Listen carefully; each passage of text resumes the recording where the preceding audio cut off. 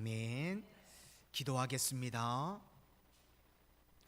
은혜의 주님, 한 주간도 저희들 원근 각처에서 주님의 날개 그늘 아래 지키시고 보호하여 주셨다가 오늘 주님께서 복 주시기로 작정하신 주님의 날, 하나님의 택한 백성들을 예배의 자리로 불러 모아 주시니 감사를 드립니다. 한 주간 세상 가운데서 지치고 상한 심령들이 왔을지라도 예배 가운데 하나님의 위로하심과 만져주심, 회복하심이 있는 예배가 드려지게 하여 주시옵소서.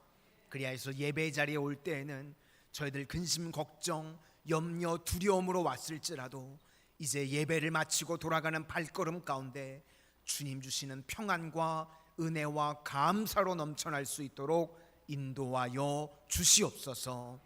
믿는 자의 능력이 되시는 예수님 이름으로 기도드립니다. 아멘. 우리 옆에 분들과 한번 인사하시겠습니다. 성령 충만하십시오. 강하고 담대하십시오. 오늘은 소유주의 책임을 가지라, 소유주의 책임을 가지라라는 제목으로 하나님의 말씀을 증거하도록 하겠습니다. 출애굽기 21장부터 23장까지는 사회생활에 관련된 사회법에 관한 말씀입니다. 그래서 어떻게 보면 말씀이 좀 딱딱할 수도 있고요.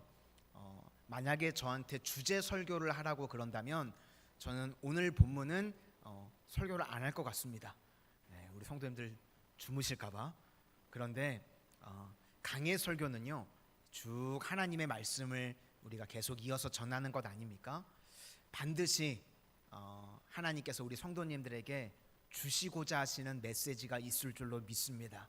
그래서 부족한 자가 어둔하게 하나님의 말씀을 대언하지만 하나님의 말씀은 살아계시게 오늘도 우리 성도님들 가운데 칼 같은 말씀으로, 불 같은 말씀으로, 때로는 등과 빛이 되는 말씀으로 증거되어지실 수 있기를 소망합니다. 3500년 전 기록입니다. 그런데 지금 우리와 똑같은 문제가 있다는 것을 보게 됩니다. 그래서 말씀을 통해서 사람 사는 거 다 똑같구나, 어디에나 문제가 있고요, 어디에나 갈등이 있습니다. 그리고 또 한 가지는 우리의 반응을 요구하고 있습니다. 이 시대는요, 정보의 홍수 시대라고들 이야기를 합니다. 정보가 막 넘쳐나는데요, 그런데 문제는요, 사람들이 반응을 하지 않습니다. 일종의 냉소주의 또는 무관심에 빠질 때가 많이 있다는 겁니다. 그래서 예수님께서도요, 이 악한 시대의 특징을 뭐라고 말씀하셨냐면 마태복음 11장에 피리를 불어도 너희가 춤추지 않고 우리가 슬피 울어도 너희가 가슴을 치지 않는다. 이런 시대라는 겁니다. 그러니까 무감각의 시대가 되었다는 겁니다. 그래서 오늘도 우리가 이 말씀을 보면서요, 하나님께서는 그냥 단순히 읽기만 원하시는 것이 아니라 우리가 반응하기를 원하신다는 겁니다. 말씀을 듣고 응답하기를 원하신다는 것입니다. 그래서 하나님의 말씀에 대한 이 최고의 좋은 자세는요, 공감하고 반응하는 자세가 중요하다는 것입니다. 그러면 노예에서 풀려나게 된다. 이스라엘 백성들이요, 바로 직전까지 애굽의 노예였습니다. 근데 이제는 새로운 하나님의 백성이 되어야 되는데 노예의 생활 방식과 자유민의 생활 방식이 다르다는 겁니다. 그래서 공감과 응답이 있어야 자유롭게 된다는 겁니다. 노예는요, 공감할 필요가 없죠. 그냥 시키는 대로 하면 됩니다. 또 응답할 필요도 없습니다. 그냥 명령대로 하면 됩니다. 그런데 자유롭게 살아가는 백성은요, 공감 능력이 있어야 되고 또 응답할 줄을 알아야 된다는 겁니다.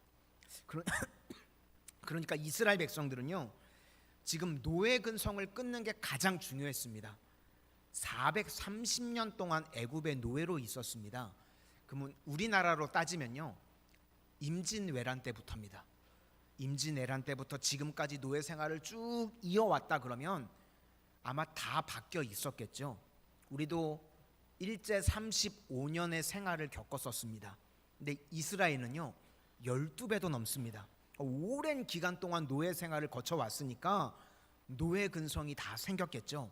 그래서 그것을 깨기 위해서 하나님의 말씀이 우리를 노예로부터 벗어나게 만든다는 겁니다. 우리도 예외가 아닙니다. 그러기 위해서요 공감과 하나님의 말씀에 대한 공감, 그리고 또 하나님의 말씀에 대한 철저한 반응, 그게 있어야 된다는 겁니다. 그러면 이렇게 질문하실 수 있죠. 아니 우리가 도대체 뭐에 묶였냐, 뭐의 종이 되었냐, 그렇게 질문하실 수 있는데, 우리가 자본주의 시대를 살다 보니까요 내가 알게 모르게 다 돈의 노예가 됩니다. 그리고 또 어떨 때는요 시선, 인정의 노예가 됩니다. 그래서 많은 사람들이요 생각보다 열등감에 빠져 있는 사람들이 되게 많이 있습니다. 그러면 우리가 이런 것들을 이기기 위해서 필요한 것이 무엇인가 하면 하나님의 말씀을 붙들고요 공감과 반응을 하게 될 때 풀려나게 된다는 것입니다. 그러면 우리가 이 시대에 노예 생활을 하는 또 이유가 무엇인가? 자꾸만 사람을 의지하기 때문에 그렇습니다. 그런데 하나님의 말씀은요 사람을 의지하는 것에서부터 우리를 풀려나게 만드는 힘이 있다는 겁니다. 하나님의 말씀이. 그래서 이사야서 31장 1절 말씀에 도움을 구하러 애굽으로 내려가는 자는 화 있을진저. 우리에게요 다 애굽이 있습니다. 430년 노예 생활을 했으니까요 애굽은 선진국이고 애굽이 힘이 있는 강대국입니다. 그러니까 자꾸만 눈에 보이는 애굽을 의지하고 싶은 겁니다. 그런데 성경에서는요 애굽 의지하지 말고 하나님만 의지하라고 계속해서 우리에게 말씀하십니다. 사람 의지할 때가 노예가 되는 거고요 사람을 의지할 때요 강해지는 게 아니라 오히려 약해지게 된다는 겁니다. 우리 믿음의 깊이가 깊어질 때를 보면요 내가 원하는 대로 안 되었을 때 나의 반응을 통해서 성장이 이루어지게 됩니다. 자꾸 우리가 의지하는 것들이 있죠. 그러면 하나님께서요 그 의지하는 것들을 하나하나 막으십니다. 그리고 떠나게 만드시고, 그러면 우리는 이제 어떡하나 그러는데, 묘한 것이 무엇인가 하면 그런 것들, 눈에 보이는 의지했던 것들이 허상이라는 것을 깨닫게 된다는 것입니다. 내가 의지했던 것들이요 떠나가게 될 때 이제 하나님만 의지하게 됩니다. 그럴 때 비로소 우리 인생에 도약이 일어나고요 기적이 나타나게 된다는 것입니다. 대표적으로 아브람도 그랬던 것 같습니다. 하나님께서 말씀하셨죠. 내가 있는 본토 친척 아비의 집을 떠나서 내가 내게 지시할 땅으로 가라. 그런데 아브람이요 계속해서 사람을 의지했었던 것 같습니다. 아버지 의지하고 조카 롯 의지하고. 그래서요 이 언제 아브람의 도약이 일어나게 되는가? 창세기 11장에 보시면 아버지 데라가 하란 땅에서 죽습니다. 그래서 그를 묻고 비로소 출발을 하게 될 때 이제 새로운 방향이 바뀌게 되고요 도약이 이루어지게 됩니다. 그리고 끝까지 이 조카 롯을 많이 좋아했었던 것 같습니다. 그래서 계속 데리고 가다가 결국은 갈등이 생겨서 갈라지게 되죠. 그때 비로소 하나님께서 다시 약속을 주십니다. 큰 약속을 다시 주시죠. 그러니까 아브람도요 아버지에게 묶여 있고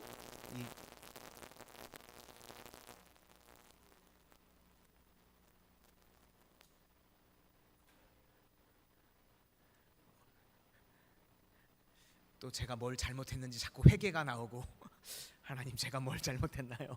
네. 아브람도요 그러니까 아버지에게 묶여 있고 조카에게 묶여 있었다는 겁니다. 그게 뭐냐면 사람 의지하는 거고 그게 바로 애굽이라는 것입니다. 떠나보내고 나면요 허전한 것 같은데 그때 비로소 진짜 하나님만을 의지하게 되고 그때 비로소 진정한 부흥이 임하게 된다는 것입니다. 아까 이사야서 31장 1절에 애굽을 따라가지 말라 그랬죠. 그리고 3절에 애굽은 사람이요 신이 아니며 그들의 말들은 육체요 영이 아니라. 그러니까 애굽은 의지 대상이 아니라는 것입니다. 믿음의 대상이 아니라는 것입니다. 하나님 의지해야 되고 하나님만 믿어야 된다는 것입니다. 그때부터 진짜 노예에서 벗어나서 자유민이 될 수 있다는 것입니다. 우리 성도들도요 마찬가지라고 생각합니다. 우리 성도님들은 하나님만 의지하실 수 있기를 소망합니다. 눈에 보이는 믿을 만한 사람, 그 믿을 만한 것들, 그거 애굽이라는 겁니다. 그래서요 그런 거 의지하면요, 엉뚱한 것들 의지하면 하나님이 결국은 다 막으십니다. 그리고 그때가 실은 하나님만 의지하기 때문에 더 강해지는 시간이라는 것입니다. 정리하면 하나님 말씀에 대한 공감과 또 반응이 있어야 그때 노예가 아니라는 겁니다. 신분의 변화가 되었음에도 불구하고 수준의 변화가 안 될 때가 있죠. 자유민인데 노예 근성을 가지고 살아갈 수가 있습니다. 그때 의지하는 것들을 하나씩 하나씩 주님께서 막으십니다. 그때가 바로 하나님의 거듭난 백성이 되는 시간이라는 것입니다. 우리 성도님들도 눈에 보이는 애굽 의지하지 않고 하나님 말씀에 반응하고 공감해서 하나님의 진정한 백성들이 되는 축복의 시간이 되시기를 주의 이름으로 축원합니다. 그러면 그런 의미에서 오늘 크게 두 가지를 살피기를 원하는데, 묶임에서 풀리는 삶입니다. 이제 이 말씀대로 순종하면서 나아가게 될 때 진짜 자유를 만끽하게 된다는 것입니다. 오늘은 먼저 뒷부분부터 살피려고 하는데 28절부터 36절까지 내용인데, 소유주의 책임을 가지라라는 것입니다. 이제 자유민과 노예가 다르다는 겁니다. 우리가 무엇을 이제는 소유하게 됩니다. 그때 소유주의 책임을 가지라는 것입니다. 책임감은요, 어떤 것을 무관심하게 보지 않고 그것에 대해서요 반응하는 능력입니다. 그게 책임감입니다. 그러니까 종로로 타는 사람, 노예같이 사는 사람은요, 뭐 세상이 뭐가 됐든 간에 날만 잘 먹고 잘 살면 된다. 무관심, 무책임이죠. 어떤 것에도 반응하지 않습니다. 예를 들어서 어떤 사람이 넘어져 있으면요, 일으켜 세울 생각을 하지 않습니다. 관심이 없습니다. 그러니까 종이라는 것입니다. 그런데 진정한 자유민은요, 하나님의 백성들은요 책임감을 갖는다는 것입니다. 이 리더십 책들을 읽어보면 예전에 나왔던 리더십 책들은 이 리더의 첫 번째 조건을요 비전으로 꼽았었습니다. 비전이 중요하다. 그런데 요즘 나오는 리더십 책들을 한번 쭉 보시면요, 첫 번째로 꼽는 게 뭐냐면요, 하나같이 책임감입니다. 가장 중요한 것이 책임감이다. 책임감이 없으면요 리더도 아니고 그거 아무것도 아니라는 겁니다. 아이를 키우는 게요 힘듭니다. 오늘 너무 이쁜 아이가 와가지고 저도 자꾸 시선이 아이한테 꽂히는데, 제가 아이를 셋이나 키워보지 않았겠습니까? 저 아이 키우는 게 만만치가 않습니다. 그런데 이 아이를 키울 때 베테랑 간호사하고 20대 초반에 어린 엄마가 있습니다. 그러면 누가 아이에 대해서 더 잘 알까요? 아이에 대해서 객관적으로 아는 이 조건들은 간호사가 더 잘 알 수 있겠죠. 누가 기술이 있을까요? 간호사가 기술이 더 있을 수 있습니다. 그러면 아이는 누가 키우죠? 엄마가 키웁니다. 간호사는 스킬이 있습니다. 그런데 엄마는요 책임감이 있습니다. 잊지 마시기를 바랍니다. 스킬이 사람을 키우는 게 아니라요 책임감이 키우는 것입니다. 그래서 책임감이 없으면요 그거 아무것도 아니고요, 책임감 없는 사람은요 유능한 반역자가 될 가능성이 아주 큽니다. 그래서 책임감이 있는 사람은요 목숨을 거는 겁니다. 그래서 28절부터 오늘 36절까지를 보시면 이제 노예가 아니니까 우리가 뭘 소유하게 되겠죠. 재산이 있게 됩니다. 소유할 정도의 자격을 가진 사람이라고 하면 이제는 책임감을 가져야 된다라고 말씀을 하십니다. 이제 더 이상 노예가 아니라 이제 자유민이 됐는데, 그러면 소나 양을 소유하게 되겠죠. 그러면 그 소유물에 대해서 책임감을 가져야 된다. 공부를 해야 된다는 겁니다. 소를 가졌으면 소가 어떤지를 연구해야 되고, 양을 갖게 되면 양이 어떤지를 연구를 잘해서 그걸 잘 키워야 된다. 예를 든다 그러면 소가 들이받는 버릇이 있는 소랍니다.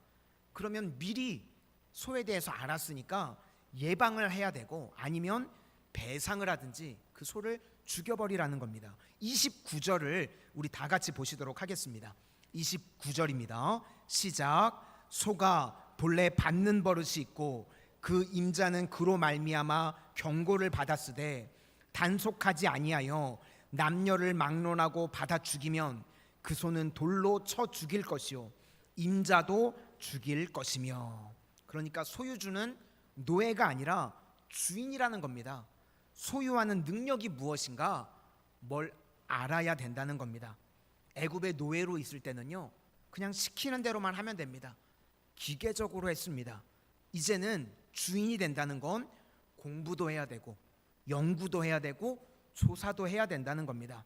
그래서 왜 공부를 하러 그러는가? 종으로 살지 말라는 겁니다. 모르면 종이 된다는 겁니다. 그래서 우리가요, 하나님의 말씀도 알아야 되고요, 또 세상 학문도 알아야 되고 연구도 하고 관찰도 하고 그런 모습들이 필요하다는 겁니다. 어떤 미용실 원장님에 관한 이야기를 들었는데요. 우리 일부 예배 드리는 원장님은 아니고요. 미용실 원장님의 이 얘기를 들었는데, 이 미용실이요, 많은 이야기들이 오가는 곳입니다. 그렇죠? 앉아 있다 보면 많은 이야기들이 오가는 곳인데, 그런데 그 원장님은요, 하루 종일 고객과 나눴던 이야기들이 있죠. 그러면 이제 일이 끝나면 피곤하지 않습니까? 하루 종일 서 있고 손도 계속 쉬지도 못하고 그러는데요, 그 하루 종일 있었던 이야기를요, 집에 가가지고 컴퓨터에 다 기록을 한대요. 대단하죠. 그러니까 어떤 한 고객에 대해서 그 사람과 나눴던 이야기를 다 기록하는 겁니다. 다음에 오면 그 사람의 관심사가 뭔지, 가족관계가 어떻게 되는지, 애로사항은 뭔지, 심지어는 영적 치유까지 해준대요. 그래서 그걸 들으면서 이래서 사람들이 교회를 안 오고 미용실에 가시나? 뭐 이런 생각이 들더라고요. 그러니까요, 이 사람은요, 공감과 반응이 있는 겁니다. 이런 사람이 대가죠. 이렇게 세상에서도요, 똑같다는 겁니다. 연구하고 자기 분야에서 공부하는 겁니다. 근데 세상에서요, 제일 바보 같은 사람이 뭐냐면요, 자기가 책임지고 있는 일이 있는데 뭘 물어봅니다. 그런데 모른대요.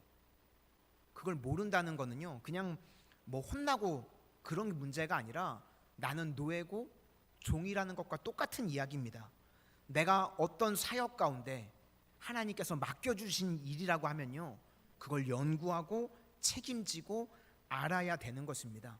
우리 성도님들도요, 지금 내가 하고 있는 일들, 나에게 맡겨주신 사역들 알고 있으면 소유주고요, 내가 그걸 모른다 그러면 종이고 노예라는 겁니다. 그러므로 하나님께서 우리에게 맡겨주신 일들 소유주의 책임을 가져야 된다는 겁니다. 또 한 가지 예가 나오는 게, 이제 구덩이를 파서 물이나 물건들을 보관하게 되는데, 그러면 관리를 잘해야 된다는 겁니다. 거기에 빠지지 않도록. 종노릇 할 때는요, 그냥 파라고 하면 파고 왜 파는지 묻지도 않죠. 근데 이제는 왜 팠는지도 명확히 알아야 되고, 거기에 뭐 사람이나 동물들이 사고가 나지 않도록 대비를 해야 된다는 겁니다. 그런 걸 못하면 책임을 져야 된다고 말하고 있습니다. 33절과 34절을 보시도록 하겠습니다. 33절과 34절입니다. 시작.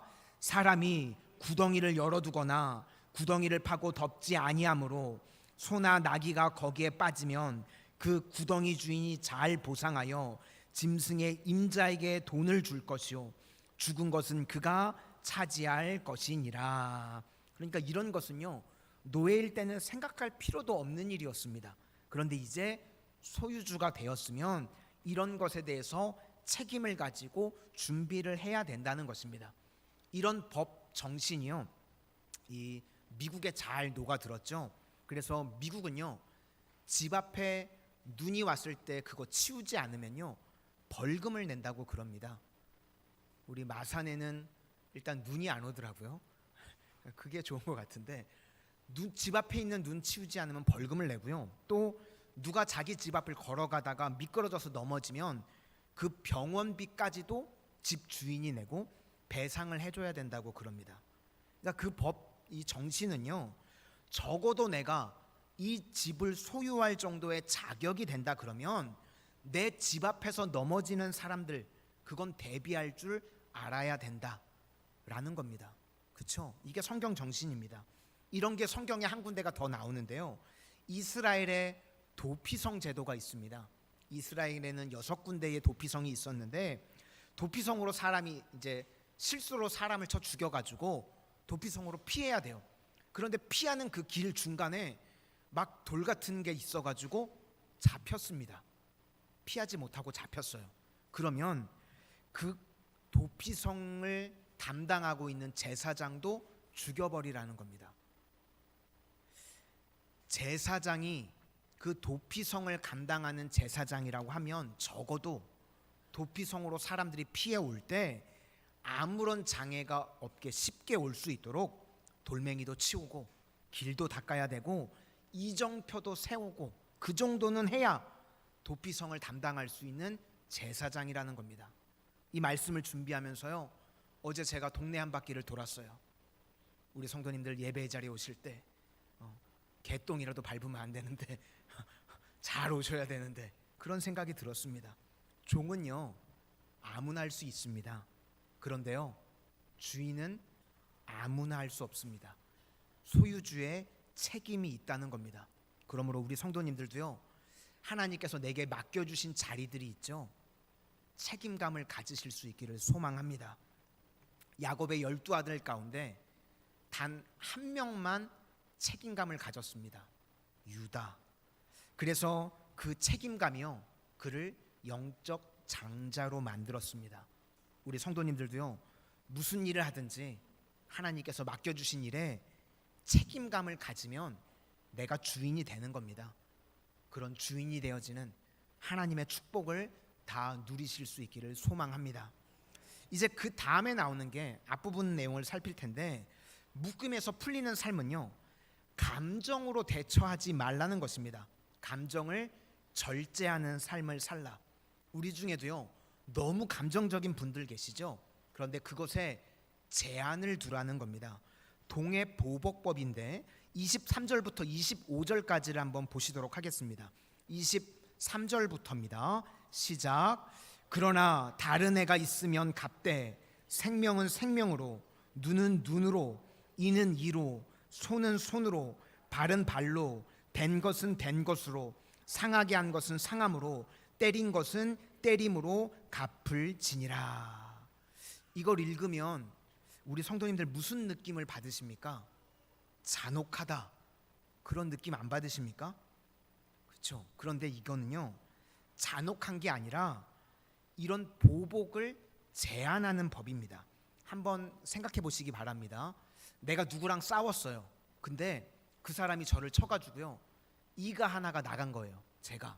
그러면 우리 성도님들 이제 보복을 할 때 내가 이가 하나가 빠졌으면 그 사람 이를 하나만 빼시겠습니까?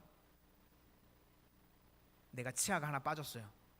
그러면 이제 보복을 하잖아요. 저 같으면 그 사람 옥수수를 다 털어버릴 것 같아요. 안 그러시겠습니까? 그죠?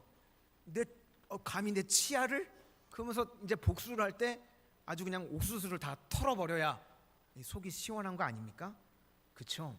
그러니까 절대로 하나를 뺐으면 우리가요 하나로 갚지 않습니다. 내 치아가 하나 빠졌잖아요. 그럼 적어도 상대방 두세 개는 빼야 속이 시원합니다. 저만 그렇습니까? 저만 나쁜 놈이군요. 그런데 그렇게 하지 말라는 겁니다. 우리 인간이요 다 죄성이 있기 때문에요, 내가 굳이 컨트롤이 되지 않으면 만약에 하나를 뺐다 그러면 하나만 빼라는 겁니다. 넘어서지 말라는 거예요. 제한을 두라는 겁니다. 그래서 하나님의 말씀은요 회복이 목적인 겁니다. 그래서 이건 동해보복법, 이것도 되지만 여기서 많은 부분이 뭐라고 말씀하시냐면 돈으로 해결할 수 있으면 돈으로 해결하라는 겁니다. 그게 제일 평화적이라는 거예요. 세상에서요 돈으로 해결하는 것만큼 평화적인 게 없습니다. 내가 만약에 실수로 어떤 분의 치아를 하나 뺐습니다. 그러면 그 치아를 보상하는 방법으로 100만 원 주세요. 그럼 100만 원을 드리는 게 낫죠. 너도 똑같이 치아를 하나 빼서 주세요. 하실 수 있겠습니까? 저는 못할 것 같아요. 또 실수로 어떤 분의 눈을 하나 제가 다치게 했습니다. 뭐 실명이 됐어요. 그러면 어떻게 해서든지 뭐 1,000만 원을 보상해 드리는 게 낫지, 똑같이 눈을 하나 뽑아야 된다면 하실 수 있겠습니까? 그거 못하죠. 그런데 그런 무식한 나라들이 간혹 있습니다. 뭐 싱가포르나 사우디아라비아 같이. 그러니까 그런 식으로 하지 말고 돈으로 배상할 수 있으면 돈으로 배상해 주라는 겁니다. 그래서 우리도요, 시간과 물질이 있으면요, 관계를 위해서 사용하는 겁니다. 여기에서 목적은 보복이 아니라 회복이 목적입니다. 내가 뭐 실수가 되었건 의도가 되었건 잘못을 했습니다. 그럼 빨리 그것을요, 회복시켜 주라는 겁니다. 그리고 돈으로 풀 수 있으면 돈으로 해결을 하라는 겁니다. 그래서 하나님의 이 말씀으로 기반을 닦은 나라들을 보시면요, 벌금 제도가 되게 잘 되어 있습니다. 이 벌금이요, 되게 합리적입니다. 뭐 우리는 벌금을 낸다 그러면 나라에 다 들어가는데, 이 말씀대로 사는 나라들을 보시면요, 벌금을 가지고 어떤 피해를 당한 사람들이 회복되어지는 데 사용을 합니다. 왜 그렇습니까? 회복이 목적이기 때문에 그렇다는 겁니다. 22절을 우리 다 같이 한번 보시겠습니다. 22절입니다. 시작. 사람이 서로 싸우다가 임신한 여인을 쳐서 낙태하게 하였으나 다른 해가 없으면 그 남편의 청구대로 반드시 벌금을 내되 재판장의 판결을 따라 낼 것이니라. 그러니까 벌금을 내라고 하는 건데, 이 벌금에서 합의가 잘 이루어지지 않으면 그때는 재판장의 조정을 받아들이라, 이런 관점입니다. 합리적인 거죠. 이렇게 사는 것이 자유민이 사는 방법이라는 것입니다. 그리고 또 하나는 사고가 일어나면 손해를 배상하고 완치될 때까지도 돌보아 주라는 겁니다. 19절도 보시겠습니다. 19절입니다. 시작. 지팡이를 짚고 일어나 걸으면 그를 친 자가 형벌은 면하되 그간의 손해를 배상하고 그가 완치되게 할 것이니라. 하나님의 말씀은요, 다 목적이 회복이 목적입니다. 그리고 우리가요, 하나님의 은혜를 받은 백성들 아닙니까? 그러면 될 수 있으면 회복 플러스 자유까지도 주라는 겁니다. 정의라는 것은요, 힘은 하나님의 뜻대로 쓰는 것입니다. 하나님께서 우리 각자에게 다 힘을 주셨습니다. 그러면 하나님의 뜻대로요, 좀 넉넉하게 쓰는 것, 그게 중요하다는 것입니다. 여기서 예를 들었는데 자기 집의 종입니다. 종이라고 인격이 없는 게 아니고요, 종도 인격적으로 대우를 해줬습니다. 그런데 종이 뭐 이가 상하거나 눈이 상했을 때 이야기입니다. 그러면 종의 최대의 소원은 뭘까요? 자유겠죠. 그래서 혹 우리 종이 이나 눈이 상했으면 풀어주라는 겁니다. 자유를 주라. 예전에 어떤 개척교회 목사님께서 쓰신 칼럼을 본 적이 있습니다. 개척교회가요, 만만치가 않거든요. 그래서 그 목사님이 열심히 기도하고 전도해가지고요, 한 명이 전도되어져서 온 거예요. 그런데 목사님이 얼마나 신경을 썼던지 저절로 치아가 하나가 그냥 빠지셨대요. 그래서 칼럼에요, 뭐라고 썼는가 하면, 하나님, 치아 하나가 빠져서 성도가 오면 제 치아는 다 가져가세요. 저도 치아 생각을 해봤거든요. 우리 성도님들 한 분 오실 때마다 하나님, 치아가 빠지면. 그러니까요, 하나님의 말씀은요, 최대한 베풀어주는 삶을 살라는 겁니다. 자유인이 됐다 그러면, 우리가 은혜 받은 주의 백성이라 그러면 최대한 베풀어주는 삶을 살라. 26절과 27절 보시겠습니다. 26절과 27절입니다. 시작. 사람이 그 남종의 한 눈이나 여종의 한 눈을 쳐서 상하게 하면 그 눈에 대한 보상으로 그를 놓아줄 것이며, 그 남종이나 여종의 이를 쳐서 빠뜨리면 그 이에 대한 보상으로 그를 놓아줄지니라. 제가 산타클로스를 통해서 인간 성숙의 3단계가 있다고 말씀을 드렸었습니다. 1단계, 산타클로스를 믿는다. 어렸을 땐 다 믿죠. 2단계, 산타클로스를 안 믿는다. 조금만 나이가 들어도 안 믿습니다. 그런데요, 3단계가 있습니다. 마지막 3단계, 내가 누군가의 산타클로스가 된다. 우리도요, 누군가의 산타클로스가 되어주는 겁니다. 특별히 저는 이번 여름 우리 단기 선교 가운데 우리 성도님들에게 제가 은혜를 많이 받았습니다. 이름도 없이 빛도 없이 섬겨주신 은혜에 너무 감사드립니다. 작년에 선교 지역 갔을 때도 엊그저께도 울면서 그 목사님이 전화가 오셨더라고요.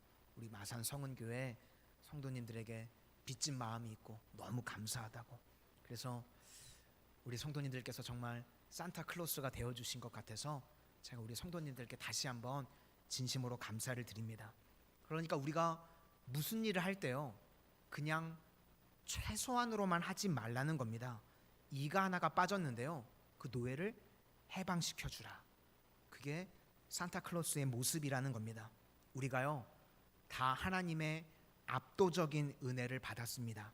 그래서 오늘 말씀이 자유인은 이렇게 사는 것이다. 이게 멋짐이고 이게 아름다움이라고 말씀하십니다. 바라기는 우리 성도님들의 삶이요, 하나님의 은혜를 넘치도록 받으셔서 정말 주님 보시기에 멋지고 아름다운 인생들이 다 되시기를 주의 이름으로 축원합니다.